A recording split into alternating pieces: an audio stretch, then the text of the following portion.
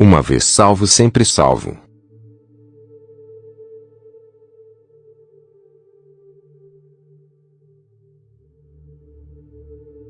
Amados irmãos, estou divulgando este vídeo porque temo que muitos de vocês não chegarão ao céu a menos que mudem suas vidas. Você provavelmente está se perguntando, do que ele está falando? Este vídeo é meu testemunho sobre minha visita às trevas exteriores. Este lugar foi descrito pelo próprio Jesus. Não é para descrentes, é para cristãos infiéis e desviados.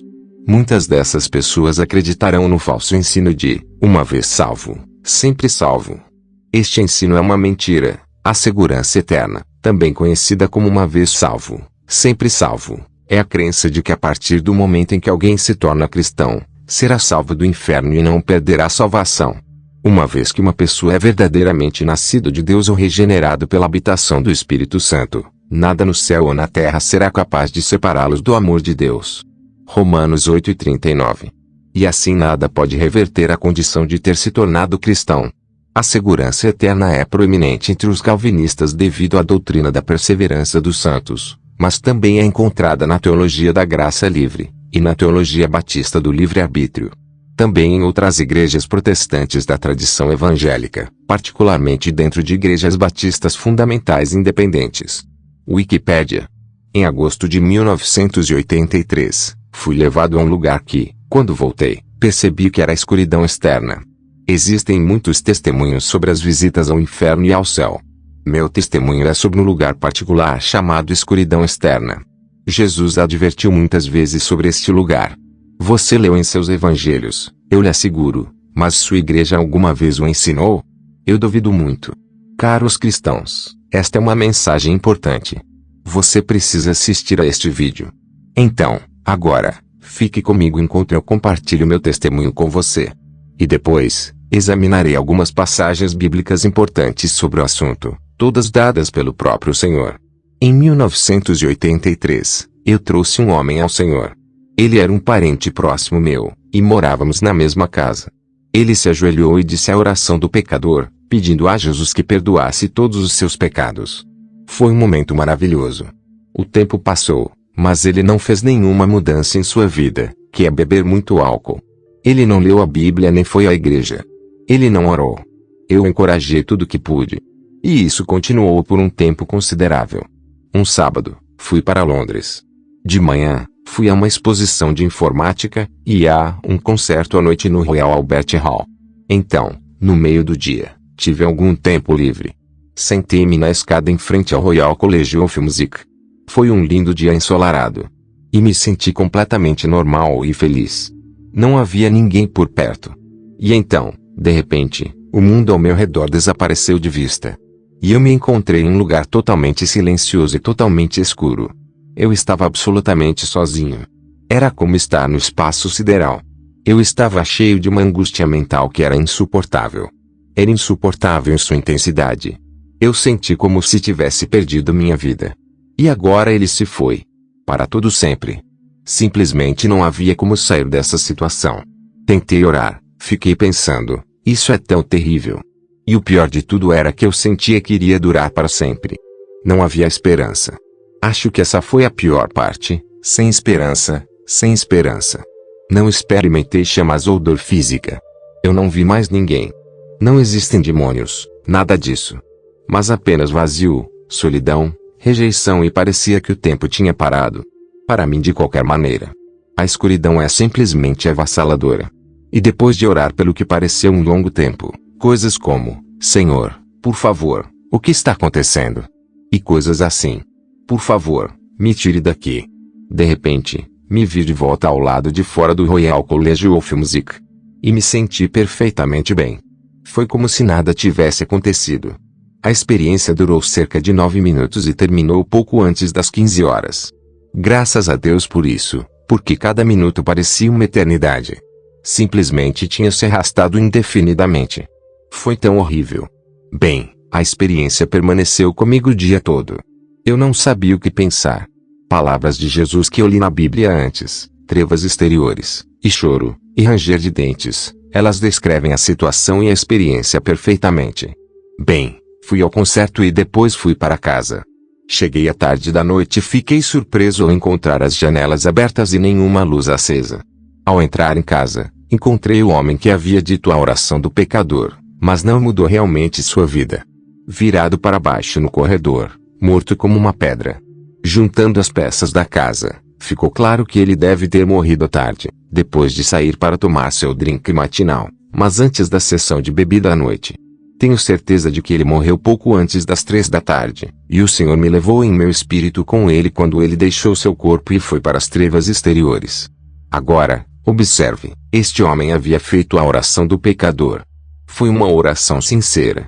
Mas lembre-se, ele viveu sua vida exatamente como antes. Ele não se arrependeu de nada depois. Ele nunca foi à igreja ou leu a Bíblia, embora eu o tenha incentivado muitas vezes. Na verdade, ele nunca fez nenhuma mudança em sua vida. Agora, ouça, todos nós precisamos ser sérios. Nosso destino eterno depende disso.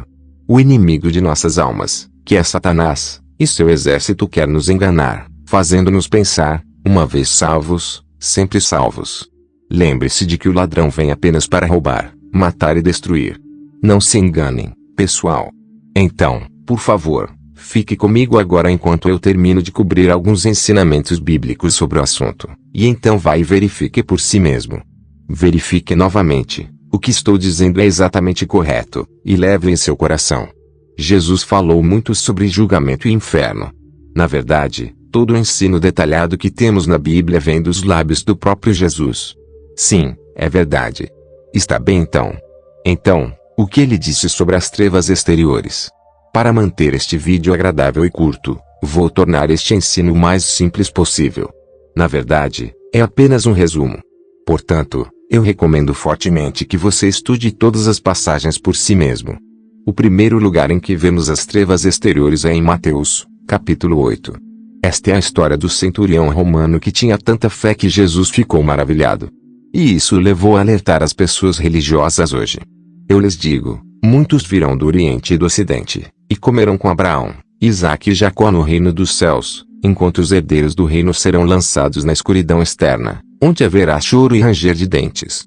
Claramente, a escuridão externa não é para incrédulos, é para herdeiros do reino, aqueles que esperam chegar ao céu. Em outras palavras, isso deveria ser mais do que suficiente para convencer alguém, certo? Bem, há muito mais, caso você tenha perdido. E a parábola dos lavradores maus em Mateus capítulo 21. Esta é uma longa passagem, mas o que acontece é que os inquilinos de uma vinha se recusou a dar o proprietário devido, e eles até mesmo mataram seu filho, que foi enviado para coletá-los. Obviamente, isso é dirigido aos líderes religiosos da época que rejeitaram Jesus. Ele diz isso, portanto, eu vos digo que o reino de Deus vos será tirado e será dado a uma nação que dê os seus frutos. Nesta parábola, do capítulo 22, vemos uma festa de casamento ou banquete de um rei. Novamente, você precisa estudar isso por si mesmo. Mas vamos dar uma olhada no convidado do casamento que não estava usando as roupas esperadas. Mas quando o rei entrou para ver os convidados, ele notou um homem que não estava usando manto nupcial. E disse-lhe, amigo, como entraste aqui, não tendo veste nupcial? E ele emudeceu.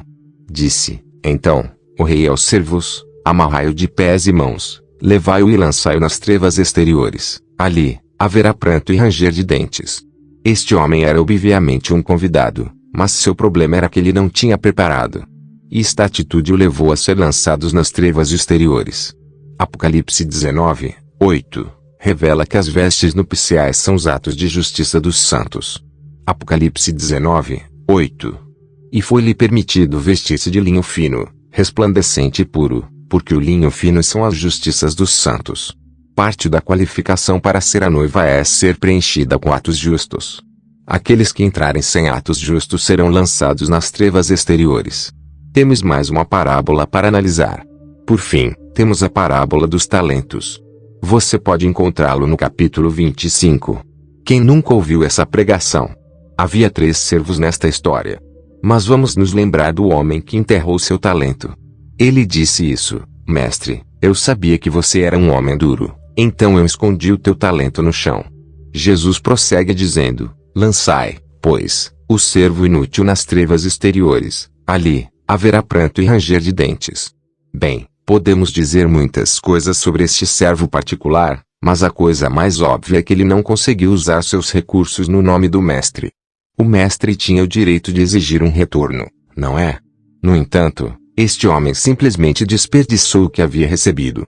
Mais uma vez, ele foi lançado na escuridão externa. Vamos resumir o que aprendemos com tudo isso.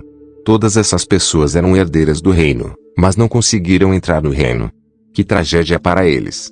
Todos eles tinham um relacionamento com Deus, mas desagradou-o. No final, eles sofreram eternamente. Os inquilinos iníquos eram aqueles que tinham autoridade sobre o povo de Deus, mas rejeitaram a autoridade de Deus. Seus corações não eram retos diante de Deus, eles careciam de humildade. Por favor, também olhar para a parábola do servo infiel no capítulo 24, onde um servo é encarregado da boca da casa de seu mestre, mas ele é negligente e carnal. A parábola do banquete e a parábola dos talentos nos ensinam sobre aqueles que são preguiçosos ou despreparados. Novamente, eu o encorajo fortemente a verificar por si mesmo. Leia cada passagem em espírito de oração e com o coração receptivo. Por favor, não vá para as trevas exteriores. Acredite em mim, é indescritivelmente ruim. Jesus voltará em breve. Perder o seu lugar no reino seria a pior tragédia possível para você. Entrar pela porta estreita, porque larga é a porta, e espaçoso, o caminho que conduz à perdição, e muitos são os que entram por ela, e porque estreita é a porta, e apertado, o caminho que leva à vida, e poucos há que a encontrem. Mateus 7, 13 a 14. Vede, irmãos, que nunca haja em qualquer de vós um coração mau e infiel, para se apartar do Deus vivo. Antes, exortai-vos uns aos outros todos os dias, durante o tempo que se chama hoje, para que nenhum de vós se endureça pelo engano do pecado.